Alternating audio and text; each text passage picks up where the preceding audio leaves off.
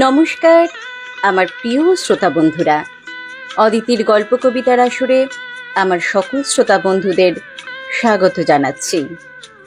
কিছুদিন আগেই বিভিন্ন বোর্ডসের রেজাল্ট আউট হয়েছে।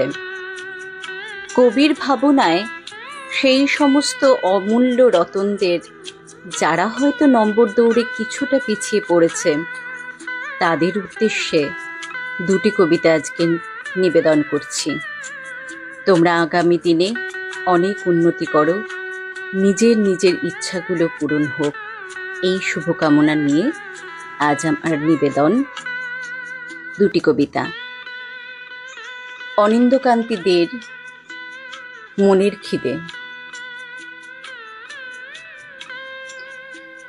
উচ্চ মাধ্যমিকে পঞ্চম হয়েছে ছেলেটি। নিজের কোনো আধুনিক অ্যান্ড্রয়েড নেই, তাই মিষ্টি স্বভাবের মুখখানা ধরা পড়ে না কোনো ডিপিতে। স্কুলে প্রধানের কাছে নিউজ চ্যানেলের ফোন আসে, স্টুডিওতে যেতে হবে। ছেলেটি কিছুতেই যেতে চায় না। তার বক্তব্য, সেই তো একই প্রশ্ন, কত ঘন্টা পড়তে, কি ভালোবাসো, কি হতে চাও, ডাক্তার না ইঞ্জিনিয়ার? শিক্ষিকা ম্যাডাম বিস্মিত হয়ে বলেন, তুমি তোমার মতো করে কথা বলবে? ছেলেটির উত্তর বয়সের তুলনায় যেন একটু বেশি পরিণত। একদিনে, ম্যাডাম আপনি খুশি হলে নিশ্চয়ই আমি যাব, তবে আমি যা বলবো তা অনেকেরই পছন্দ হবে না। দিদিমণি বলেন, তুমি অমন কি বলবে? আচ্ছা ম্যাডাম বলুন তো, গত বছর কে প্রথম হয়েছিল, মনে আছে? ছাত্রটিই বলে ফেলে, অবশ্যই মনে থাকার কথা নয়। সে এবার এক মনে বলে চলে, আমি কোনোদিন 11টার পর জেগে থাকিনি। কি করে আমি বলবো যে রোজ 16-17 ঘন্টা করে পড়তাম? কোনোদিন আমি ভালো ফুটবল খেলিনি। কি করে বলবো যে আমি স্কুল টিমে খেলতাম?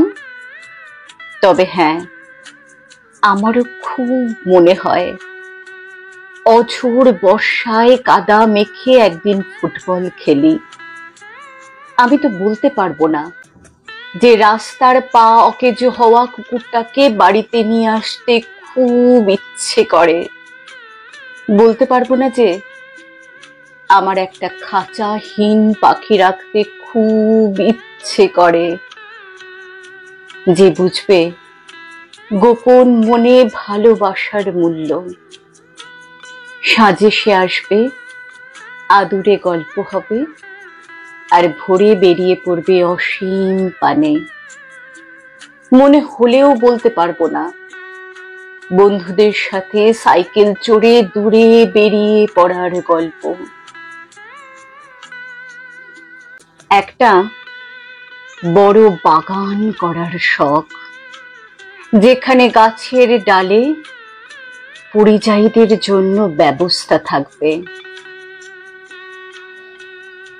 আর যখন জিজ্ঞেস করা হবে ভবিষ্যতে কি হতে চাই, আমি হয়তো বলতে পারবো সেই 9 থেকে ফিজিক্সে আমার টান, ওটা নিয়ে গবেষণা করতে চাই। কিন্তু বলতে পারবো না গবেষণা করে দুটো ক্ষুধা ভরণের সফটওয়্যার বানাতে চাই, একটা মানুষের ক্ষুধা নিবারণ করবে, আর অন্যটা নাম্বারের জন্য দৌড় বন্ধ করবে। একটু থেমে অন্যমনস্ক হয়ে আবার বলল, দৌড়টা হোক মনের খিদে মেটানোর, সংখ্যার পেছনে নয়। প্রধান শিক্ষিকার চোখ দুটো ছলছল করছে, তবে সেই জলে নুনের ভাগ কম, পরিতৃপ্তির মিষ্টতা অনেক বেশি। আমার স্বপন কিনতে পারে এমন আমির কই, আমার জল ছবিতে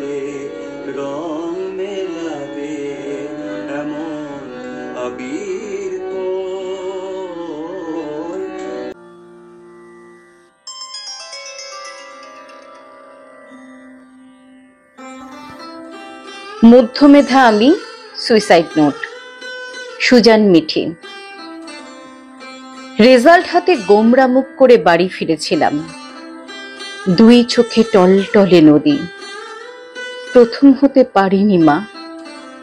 তুমি হেসেছিলে, আমার গাল টিপে বলেছিলে, ক্লাসে 100 ছেলে মেয়ে, তুমি ছাড়া সবাই বুঝি প্রথম হয়েছে। নিমেষে আমার নদী বাতাস হয়েছে। খিলখিল করে হেসে উঠে বলেছে, পরের বার আরো পড়ব। সত্যি বলছি।